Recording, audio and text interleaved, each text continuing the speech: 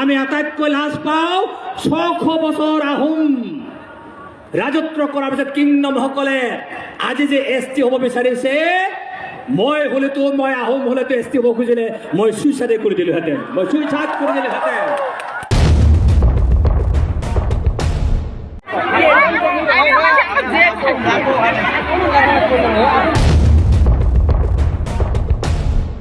दं बे गोमाजोबगोन एभ्रिथिं जोंनि जायनाखि राइट्स दं बिसोर बेखौ दखल खालामनानै लागोन दा गथे गारग्राफ्राबो बुजिनांगौ होननाय खोथा मोनसे फैयो नाथाय गथ'सोना मा खालामनो अब्लाबो जों गाज्रि मोनाखै बड'लेण्ड बुब्लि आरो इउपिपिएलनि माखासे पेज आरो जायफ्रा गावबा गाव पार्टिखौ लानानै गोबां गाज्रि बुंग्रा लागावलायदोलै कमेन्टआ थाब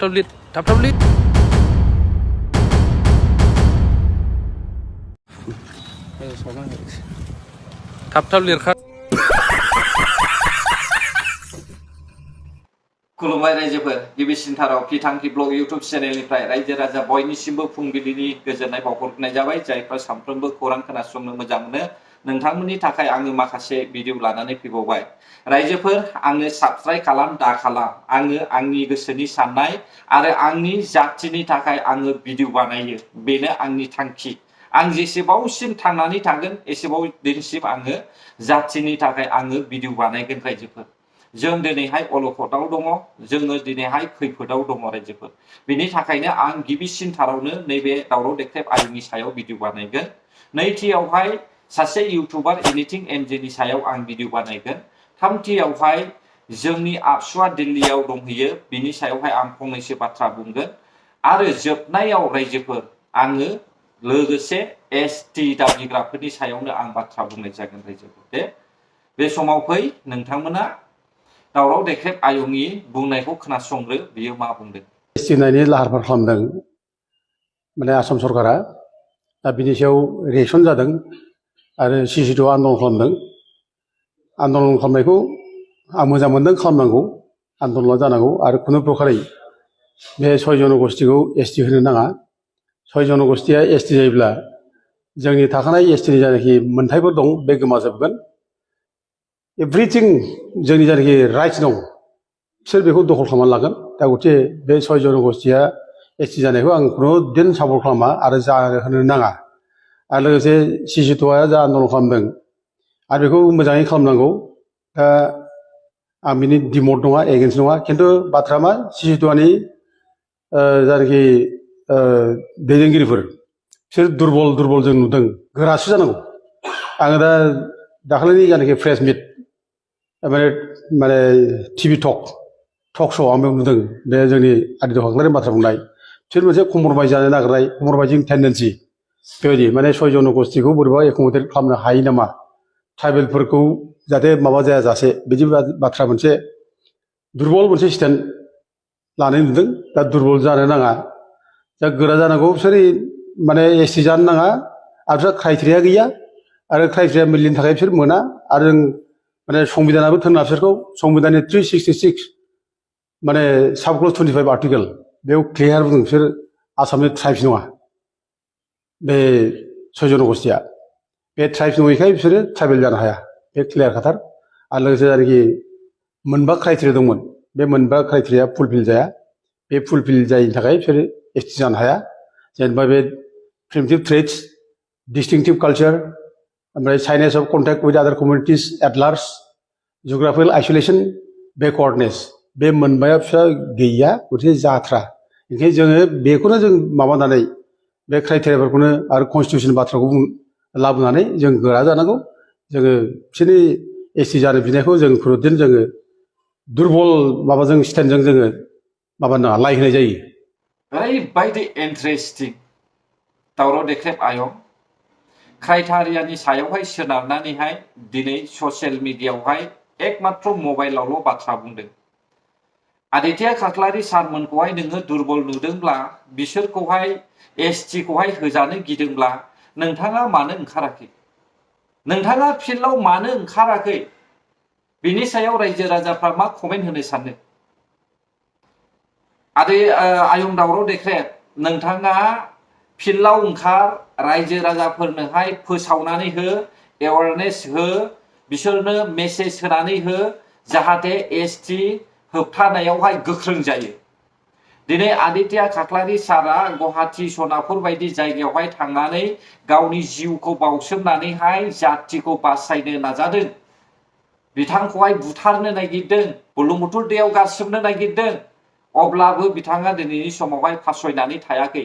थेवबो नों बायदि सासे न' सिङावहाय हाबनानै ससियेल मिडियानि सा बाथ्रा बुंनाय बेबायदि खालामाखै।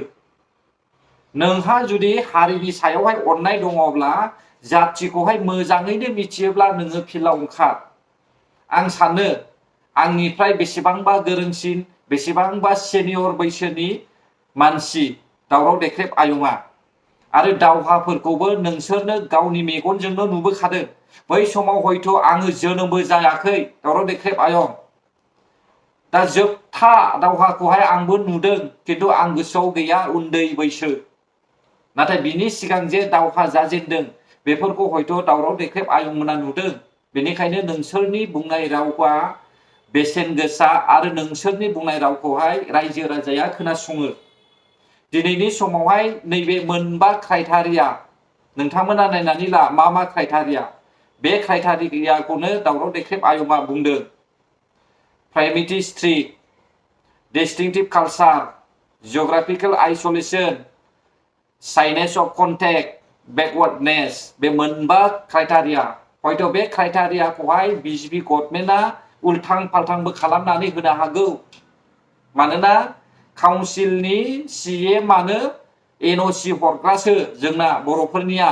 दा बेखौ सिन्था खालामदो दावराव देख्रेब आयं।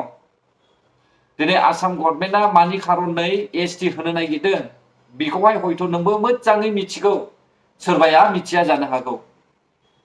आंनि साननाय मथेब्ला आसामनि chief minister doctor Himanta Biswa शर्माया आसामखौहाय रैखा खालामनो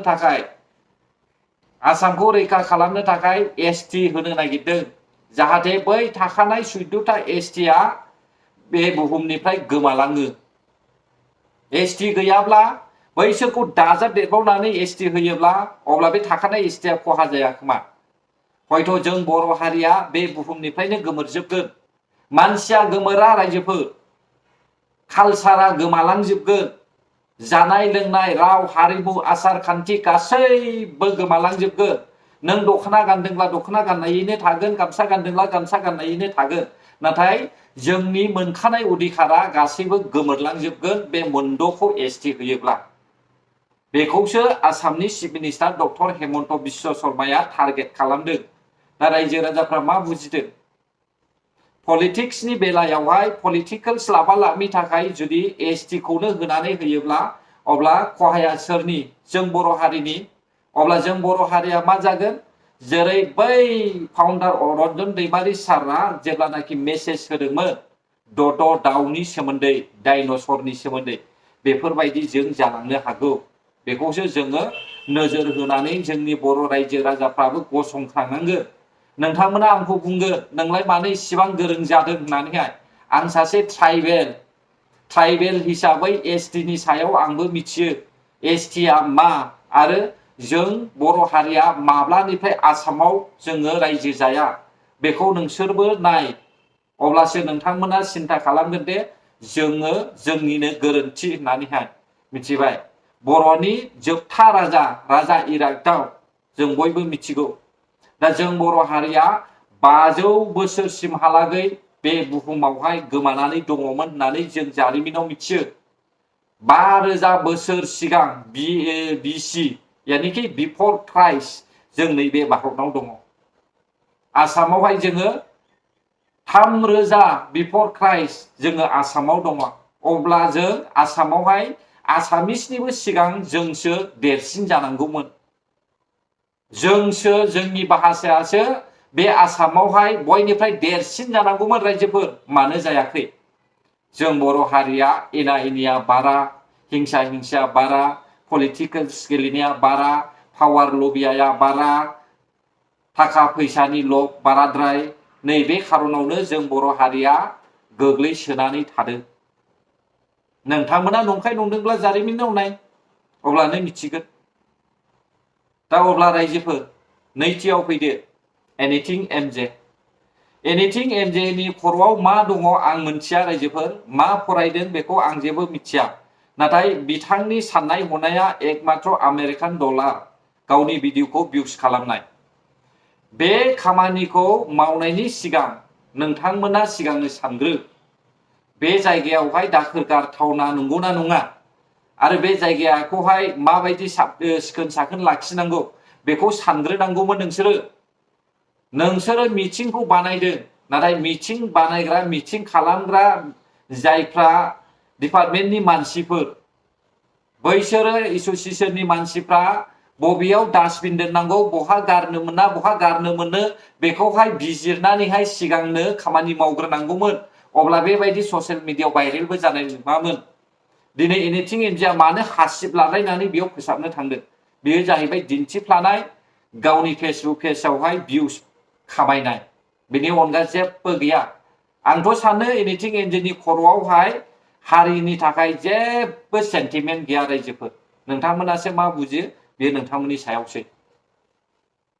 थामथियाव जों सावरायगोन, नाय ओरैहाय एसटिनि बेला, एसटि दावराव दावसि। जोंनि बर'नि इउटुबार्सफ्रा एसटिनि बाथ्रायावहाय रावबो दानथेयाखै, रावबो गसंथेयाखै, जों बेखौ नुदों रायजो। दा आबसुनि आफादगिरि बिथांमोना दिल्लीयाव दंहैयो। दा बिथांमोना एसटि आरो जोंनि बर' हारिनि थासारि एकर्ड, जे बिटिआर एकर्ड, बेखौहाय मावफुंनो थाखाय एसटिनि होबथानो थाखाय दिल्लीयाव थांनानै दंहैयो। नाथाय दावराव देख्रेब आयंमोना थांफादोंना, ओंखारफादोंना? ट्राइबेल सुरक्षा मन्चनि मावथि नोंथांमोना, आयंमोन, आदैमोन, आमाइमोन, नोंथांमोना ओंखारदोंना? बेखायनो आं सानो रायजोफोर, बर' हारिनि थाखाय सेन्टिमेन्ट गैयि मानसिया बांसिन दङ बर'नावहाय। दा बे एसटिखौहाय जों खोमानानै लाबाय होनबाथाय जोङो दद' दाउफोर बायदि जागोन, डाइनसरफोर बायदि जागोन। सानफा साफा जोङो मनग्लाब जागोन बै 1.5 कोटि मानसिजों। बेखौसो जों साननांगोन। मानोना आसाम गभर्नमेन्टआ हाला।